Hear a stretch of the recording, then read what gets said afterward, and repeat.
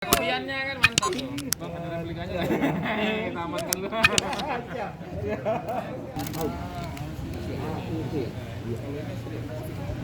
Ada isinya kan? Nanti ada mau.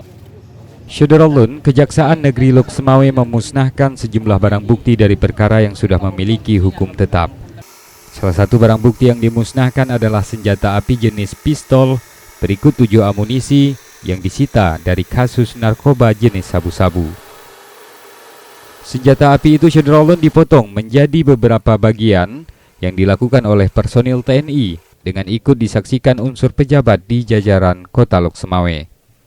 Pada kesempatan ini turut juga dimusnahkan 35,38 gram sabu dari 22 perkara, kemudian 5,7 gram ganja dari 2 perkara dengan cara dibakar.